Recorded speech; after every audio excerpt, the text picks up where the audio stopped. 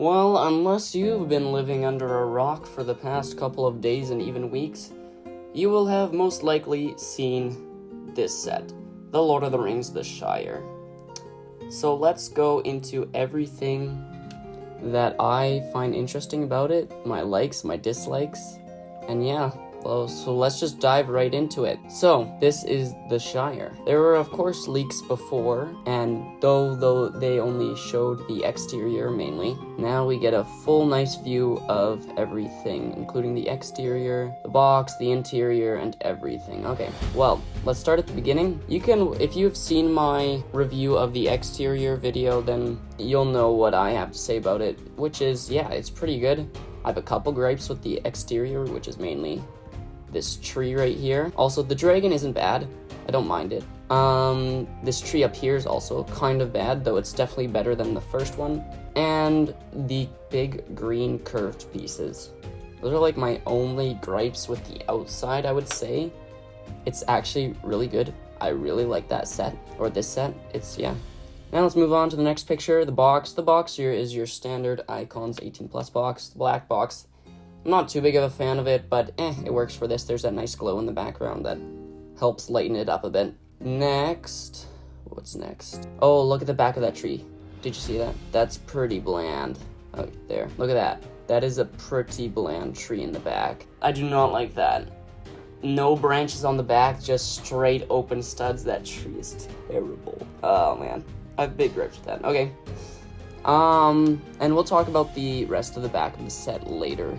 Next picture, oh, we get a nice product image of the back. So let's start talking about the interior of the set. Okay, so first of all, I don't really like how the tree is cut off. You see right here? It's like almost cut in half, but not cut in half. Like there's just a whole slice missing from it. I don't like that. I would have rather had it extend a couple more studs so that the tree can be finished. So it's like round. Also, this bark or this root piece right here, I don't know, that feels a bit out of place, because if you're cutting everything super cleanly, why is that root just in there? But I don't like that. Starting at the left side here, if I can get there, hold up. And now moving actually to the inside of the hobbit hole, we see that Bilbo has a study chamber, or whatever, his writing area. And though I can't see too much, I know from looking at other photos, there's some sort of a painting, I think. Ooh, is it his family tree? Maybe. Or is it just a tree? Could be just a tree. And then you have underneath that a little fire pit, whatever, with those nice printed tiles. Either way, the fire pit's nice. Those printed pieces are nice. Bilbo's chairs, great design, fits well for the Hobbit with the new way they did the legs. The book, I'm a fan of the book. I think it's the same one from Rivendell would be my guess. But again, the sticker I don't like. And then it also looks a bit weird in that room that the front of it is all brown and kind of like a big pile of dirt that just molded up. I feel like it should have been more cut cleanly or whatever, like a room. So you don't have all these weird pieces sticking in weird directions. Right here. And there's like the open clip there that there's just some pieces that show how the build was built. And I don't like that showing, because that room looks a little bit messy and, yeah, not clean. The candle, as you probably heard before, it uses that pen piece to make a mini candle. I like that. Nice recoloring. Yeah. Oh, another thing some people mentioned is there's no way to actually get from the main entryway to Bilbo's study.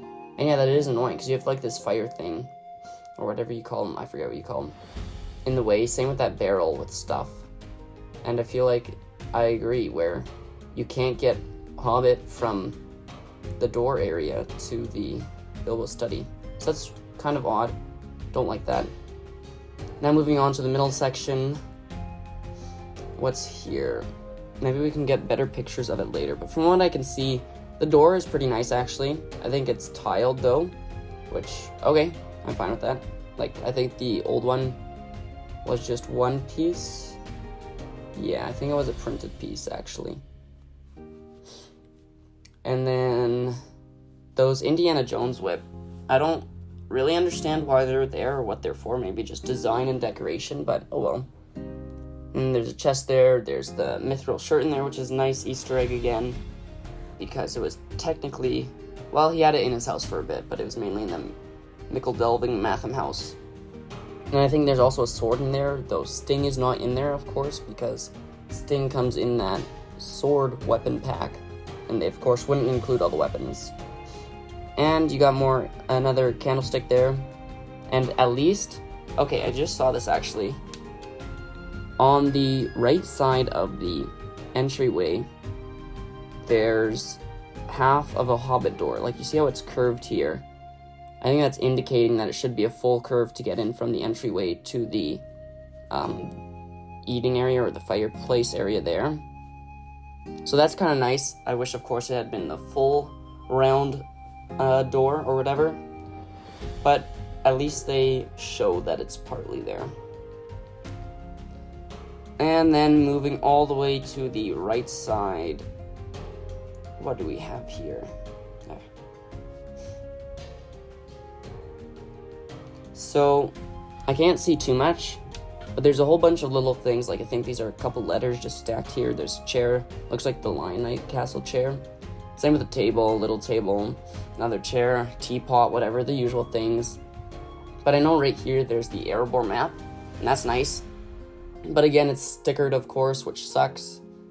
But yeah, it kind of makes sense, but at least we get an Erebor map piece again, because I think there's been some in The Hobbit. Maybe there was one. So yeah, here you get the map, and then you get the fireplace. We'll talk more about that later when it zooms in.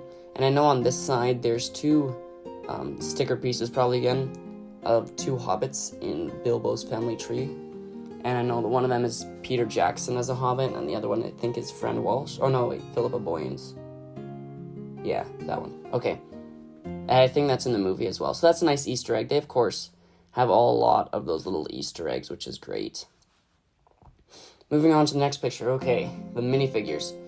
So, I talked a bit about them in my last video as well. Let's quickly go over them. You get Mr. and Mrs. Proudfoot. Great to have some new hobbits. I love that. Some nice new printed pieces and faces and molds. Next is Bilbo.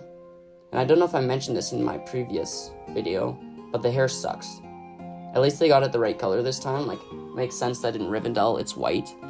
But the gray, and he looks more like he's from Harry Potter than Lord of the Rings. I really do not like that hairpiece.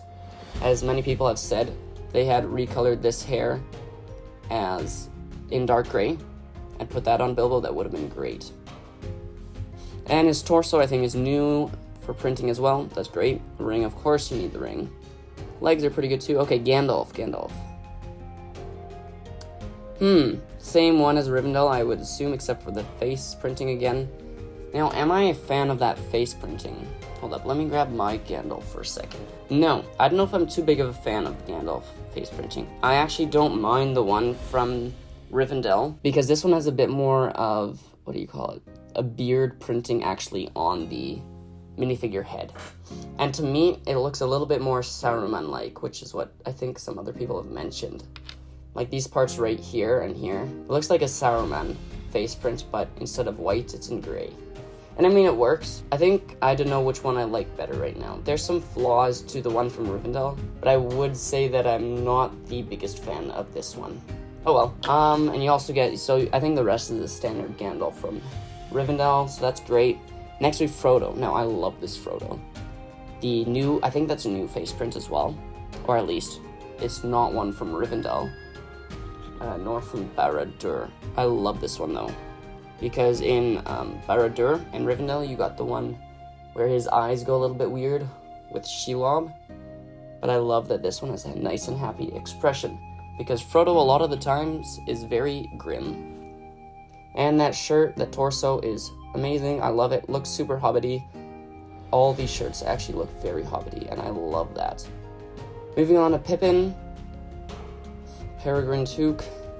I think that's the same face, except on the other side, as you'll see, there's that burnt expression. But I think this one side, same with Merry, is the same printing as the one in Rivendell. So that's great.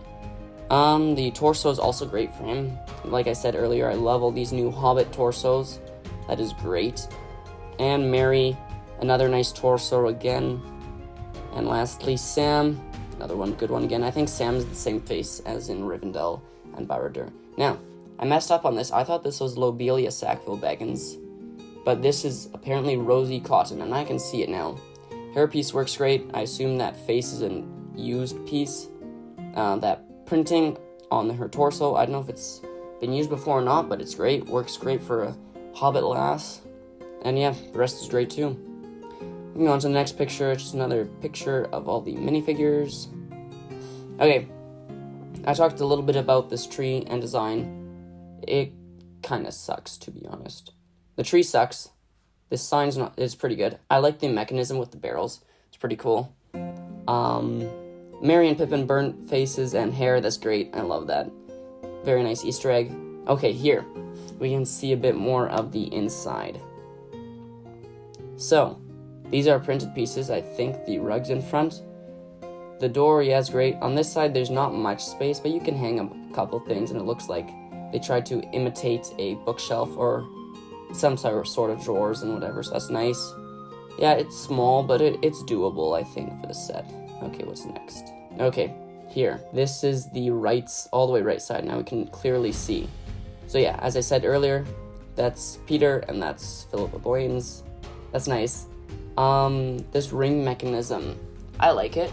I like that it turns from the ring to the letter, or from the letter to the ring.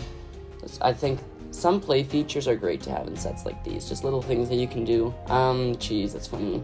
Printed pieces where Gandalf's on, great. Like I said before, this Erebor map's a sticker, not the biggest fan of that, but at least we have it. Next, just another overall picture.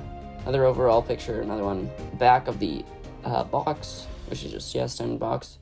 Video is at the end, I think that is. But was there not a picture of it beside Rivendell and Barad-dûr?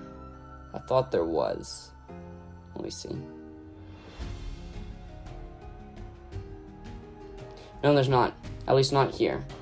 Well, maybe I'll find it later. Okay, now let us go to the rest. So that's my overall review of this set. What I actually like and dislike about it. Now let's move to everything else that's not part of the set. Okay, 2017 pieces. Yeah, that's doable, I guess. It's nice. It's good size for this set. 9 minifigures. Yeah, I'm fine with 9 minifigures. I don't think we need more. Need less. I would have rather had a Sackville-Bagginses than the Proud Feet, but that's okay. This is the GWP. Let me give my quick 2 cents about it. So, tree better than the one in Bag End, which is funny. But yeah, I like this tree better, even though it's smaller. Smeagol, like the hair, like the face, like the torso. It works great for Smeagol. Same for Deagle. Deagle. Wait, what? Smeagol and Deagle. Yeah, okay. But it's small. This GWP is quite small. It's only 6 studs wide and 12, maybe 16 studs long. That is very small. Next picture, anything, box, whatever, a couple other things, but yeah, no. The GWP, you're only really getting it for the minifigures and a little build, maybe, or just to resell it and get some of the price back later. But to be honest, I don't see this GWP as that desirable. Like, it's a little nice Easter egg, but the Fell Beast was a lot better. Like, a lot better. That one you can at least fit with Barad-dûr, whereas this GWP is like a scene that Gandalf describes in Bag End. So I'm not at all the biggest fan of this. I would have rather we have Gandalf's cart and maybe a couple other things as the GWP, or the party tree as the GWP with the burning of Merry and Pippin. Yeah, I don't see this as a great GWP. Oh well. And now moving on, what else do we have? And it's also great that they had a nice promotional video with Sean Astin. I think there were actually 2 of those videos, which was great. Okay, now let's actually talk about the price. So, 350 Canadian dollars for this set. Well, my, is that a lot of money? Though apparently it's a better deal than US prices, because US 270 is Canadian 380, I believe. So we get a little bit off, but still 350 bucks. I was expecting under 300 for sure. Like 250 would have been great. And I was doing a little bit of comparison to other sets. So let's look here. So this dinosaur fossils, is it licensed? Yeah, it's Jurassic World, so it must be a licensed set. For 3,000 figures, though it only has 2 minifigures. it's $330. So the price is similar-ish, but this set has like 1,000 more pieces, but 7 less minifigures. So I could see some sort of an argument here. The Milky Way is super cheap comparatively, but no minifigures, so let's find something here.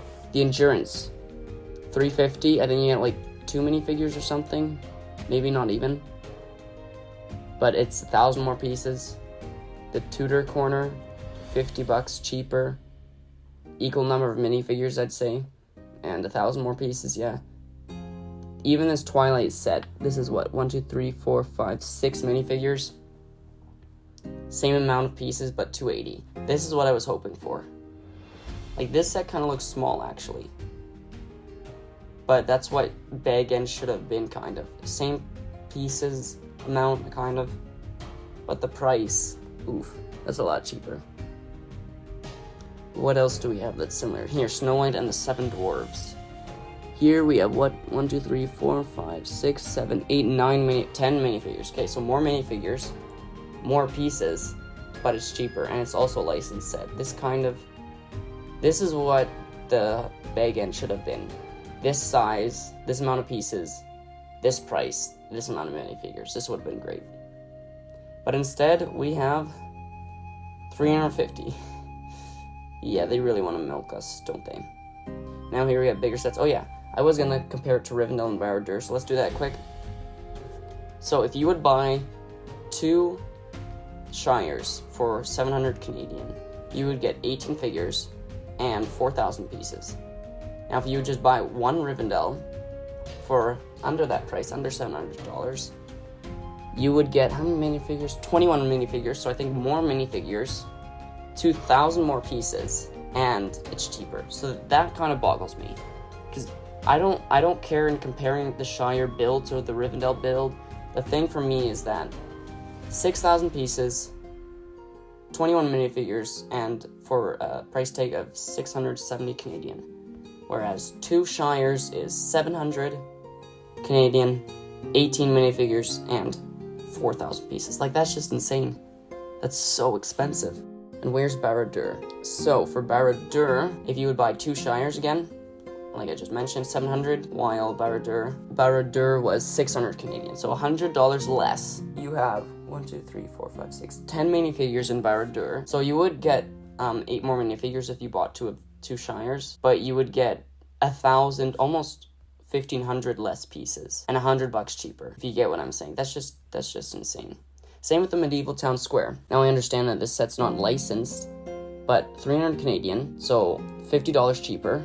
I would say a similar amount of minifigures, but 1,000 and 1,300 more pieces. Like, wow. So yeah, in my overall assessment, the set is great. I love the set. The only thing I don't like is this tree, the party tree, especially the back. That looks so hideous. And the interior could have been a bit more extended, I think, a bit more fleshed out, but I can live with the interior. You're looking at the exterior mainly. But for $350, yeah, no way I'm buying this day one. I'll probably, hopefully, maybe get it on sale, but it has to be a lot cheaper because that is a lot of money. So yeah, I'm definitely not buying this day one, even with the GWP. No, no way I'm spending that much on this set. I'll hopefully get it when it gets a lot cheaper somewhere. My guess is that it'll actually get discounted on the LEGO website later on. Maybe. I don't know. There's a lot of people that like Lord of the Rings and Medieval, and especially Bag End is quite iconic. So I feel like this set will still sell quite a few, but I think there's a lot of people who are not buying it because of its price tag, which is a shame because 200 USD would have been a way better deal. So let me know what you think of the set, whether you're picking it up day one, or whether you're gonna wait, or whatever you're gonna do. And let me know what you think of the set itself, because I actually quite like the set itself, except for the interior and the tree. But yeah, no way I'm picking this up. Thanks for watching, and I'll see you in the next video.